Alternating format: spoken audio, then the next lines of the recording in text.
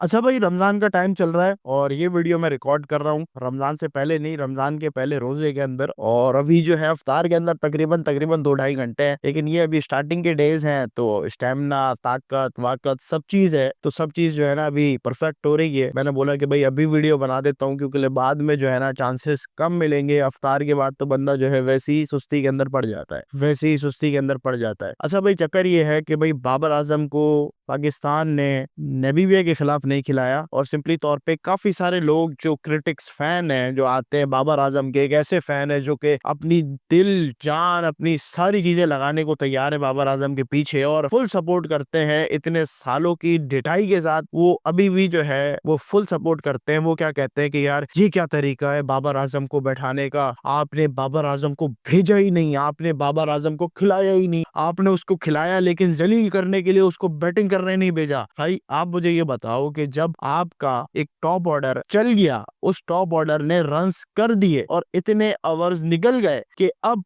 बाबर आजम का उस वक्त आना बनता ही नहीं था सिंपली तौर पे, तो फिर जब बाबर को नहीं भेजा तो उसके अंदर क्या मसला है? आप क्या चाह रहे हो कि भाई बाबर आजम आके वैसे ही चौथे नंबर के ऊपर उससे कुछ नहीं हो रहा, आप चाह रहे हो कि भाई उसको और नीचे वाले नंबर के ऊपर जहां पे प्लेयर्स खेलते हैं उसको और नीचे वाले नंबर के ऊपर भेज देते हैं। नंबर तो नहीं था, लेकिन यही ना, अवर्स तो बहुत नीचे के थे ना, जब नीचे वाले अवर्स के अंदर भेज देते हैं और बाबर आजम जो है ना आके ये छक्के, इधर छक्का, उधर छक्का, इधर रन, उधर रन, ये करता रहेगा। ऐसा तो नहीं है, वो तो यही सिंपली तौर पे आता, वो टक टक टक टक। आपको लगता है बाबर आता? मेरा सवाल है आपसे कि बाबर अगर आता तो आपका ये जो रन रेट है, मतलब जो 200 का आपने टारगेट दे दिया उठा के, क्या ये अचीव हो पाता? मुझे तो नहीं लगता भाई, क्योंकि ख्वाजा नाफे आया, ख्वाजा नाफे ने हिटिंग करी, इंटेंट करने की कोशिश करी, मानता हूँ वो उस टाइम के ऊपर ख्वाजा नाफे भी नहीं बनता था, लेकिन चलो आपने ख्वाजा नाफे को भेजा और एक अच्छा इंटेंट आपने दिखाया कि भाई आप रन्स की तरफ जा रहे हैं और आपने रन्स को अचीव किया। लेकिन फिर क्या होता है कि आवाम बोलती है कि यार ऐसा थोड़ी ना होता है यार, आपने greatest of all time player को खिलाया और उसके बाद आपने बैठा दिया उसको और साइड में कर दिया, उसको ऐसे फेंक दिया कि भाई उसको आपने जो है ना ऐसा कर दिया कि ना ही खिलाते तो बहुत अच्छा था। तो ऐसा तो ना करे ना यार, कम से कम उनके फैन कह रहे हैं यार ऐसा तो ना करो यार, ये क्या कर रहे हो कि खिलाने के बावजूद उसको जलील कर रहे हो यार, तो ऐसा तो नहीं करो। देखिए आपको कुछ चीजें समझनी पड़ेंगी कि आपको अपने जो है ना स्टैंडर्ड थोड़े नीचे करने पड़ेंगे। इतने सालों से जो चीज आपके रूल्स की किताबों के अंदर, जो कि पाकिस्तान के कोचिंग स्टाफ के अंदर, जो कि पाकिस्तान के सिस्टम के अंदर चल रही थी ना, उससे पाकिस्तान का सिस्टम कभी ठीक नहीं होना था। अब क्या सलमान अली आगा और माइक हैसन जो है वो थोड़ा डिफरेंट सॉर्ट ऑफ जो है ना माइंड रखते हैं, वो अपने आप को डिफरेंट सेगमेंट के अंदर उतारते हैं और सिंपली तौर पे वो डिफरेंट माइंडसेट के साथ खेलते हैं। हमने कभी नहीं देखा कि भाई कोई भी ऐसा प्लेयर जो कि ना बॉलर ज्यादा अच्छा हो और सिर्फ ऑलराउंडिंग परफॉर्मेंस हो, लेकिन पाकिस्तानी टीम के अंदर वो आ जाए और वो परफॉर्मेंस करना शुरू कर दे, जैसे सलमान अली आगा। आपने कभी देखा कि आपका अगर कैप्टन पीछे होता और कैप्टन जो है वो अपने नंबर चेंज करके आगे आ जाए और उस पोजीशन के ऊपर अच्छा खेले, जो बंदा उस पोजीशन से पहले खेल रहा था वो अच्छा ना खेले और जो बंदा पीछे से आके उस पर अच्छा खेले, उसके बाद हम कह रहे हैं कि यार ये जो है ना कैप्टनसी अच्छी नहीं हो रही। देखिए ये सारी चीजें बेटरमेंट की तरफ बढ़ना शुरू हो गई हैं। आपकी टीम के अंदर हल्के हल्के चेंजेस आएंगे, हल्के हल्के आपकी टीम अच्छी होना शुरू हो जाएगी। कल आपने 200 किया, हम ऐसी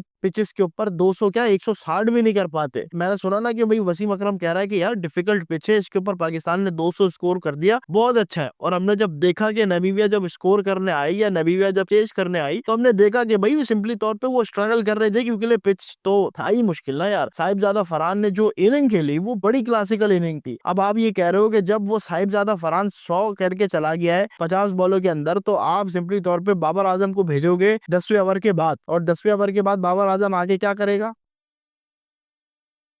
जब आपकी बैटिंग स्ट्रेंथ 90 नंबर तक पहुंची हुई है और आपको पता है कि भाई आपके पास अगर मैं हिटर लगाऊं तो हिटर रन लेने जा सकते हैं, तो फिर सिंपली तौर पे आपका बाबर आजम का कोई काम नहीं है। बाबर आजम को टीम में बताऊं किस वजह से मेरा जो ख्याल है डाला गया, वो ये कि यार अर्ली ऑन अगर कोलैप्स हो तो बाबर आजम आके संभाल ले, ये इस काम के लिए बाबर आजम को रखा है। और मैं नहीं समझता ये तीसरा नंबर या चौथे नंबर में कोई ज्यादा फर्क है। क्यों के लिए? तो अगर तो आपकी टीम 6 ओवर के अंदर ही आउट हो जाती है और बाबर आजम आ जाता है खेलने के लिए, नंबर प्लेयर कोई सा भी हो उसको वही क्रिकेट खेलने को मिलेगी जो क्रिकेट वो खेलता आ रहा है, समझ रहे। पहले क्या होता था 6 ओवर चल जाते थे टुक टुक करके, लेकिन अब क्या होता है 6 ओवर भी बंदा टिपक ही जाता है। तो क्या होता है कि भाई तेज क्रिकेट अगर खेलनी होती है तो बंदा जाता ही जाता है, सलमान अली आगा हो जाए, साइम अयूब हो जाए या साहिबजादा फरहान हो जाए, ये आउट होते ही होते हैं। लेकिन क्या है अगर ये आउट नहीं हुए तो सिंपली तौर पे फिर आपको ये रन्स करके चले जाते हैं, ओवर्स खा के चले जाते हैं, जिसके अंदर फिर आप बाबर आजम की सिचुएशन नहीं देख पाते कि वो बाबर आजम उस जगह पे खेले। और वही चीज फैंस को बुरी लगती है कि यार बाबर आजम को खिलाने के बावजूद बाबर आजम से बैटिंग नहीं कराई गई। ये तो पहली मर्तबा इन द हिस्ट्री हुआ है कि बाबर आजम खेल रहा है पाकिस्तानी टीम में और उसको मैच नहीं किया और उसको बैटिंग नहीं कराई गई। तो लोगों की तपरी है, मुझे पता है, और तपनी भी चाहिए, लेकिन तपरी है तो सही सकते। लेकिन अगर आपकी तपरी है तो ये चीज समझ ले कि भाई आप बिल्कुल नाजायज तपरी है। क्यों? क्योंकि आपको ये चीज समझनी पड़ेगी कि